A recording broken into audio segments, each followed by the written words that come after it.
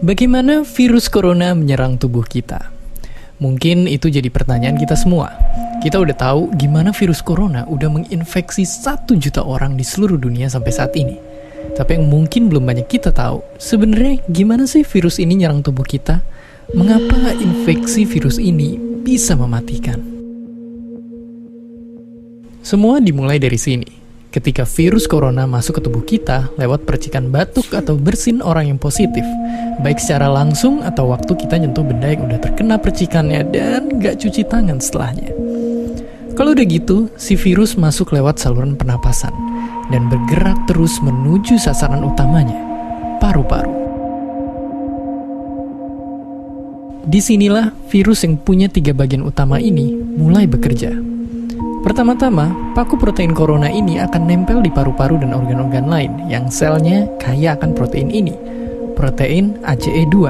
Kalau tubuh kita ibarat rumah dan virus corona itu perampok, ACE2 itu ibarat gagang pintu rumah kita.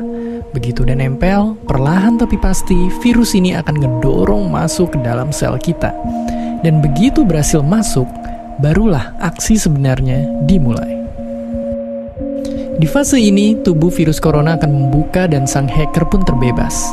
Dia akan ngehack inti sel sehat untuk nipu sistem imun tubuh kita biar nggak nyerang virusnya. Dan sekaligus ngebuat inti sel jadi memproduksi cikal bakal virus corona baru. Sel yang udah terinfeksi dan dihack ini selanjutnya akan terprogram untuk bunuh diri dan melepaskan jutaan virus corona yang siap nginfeksi dan ngehack sel-sel sehat lainnya. Ya, awalnya mungkin kita cuma kemasukan virus corona yang jumlahnya dikit, tapi dalam hitungan hari aja udah akan ada jutaan sampai miliaran virus corona baru, bikin paru-paru kita dipenuhi oleh mereka. Tapi ternyata, mimpi buruknya ada setelah ini. Ya, ketika virusnya udah menuhin paru-paru kita, sistem imun kita bakalan ngerespon ibarat polisi dan tentara yang meluncur ke tempat kejadian perkara. Tapi inilah yang bikin ngeri. Di sini, virus corona jadi penipu ulung yang bisa ngakalin sistem imun kita. Mereka bikin sistem imun nyerang membabi buta termasuk nyerang sel-sel sehat kita. Mereka jadi nggak tahu mana kawan, mana lawan, dan perlahan-lahan jadi senjata makan tuan. Buat sebagian besar kasus, kejadian ini emang nggak berlangsung lama. Karena kalau sistem imun kita kuat, mereka pun akan bisa menang dari segala taktik virus corona.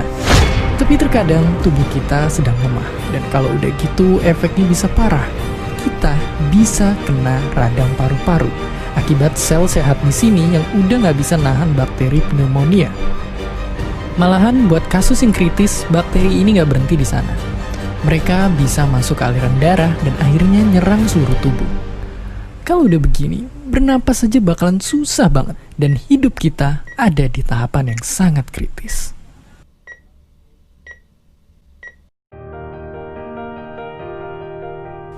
Ya, mungkin dengar fakta-fakta barusan bikin kita takut dan khawatir.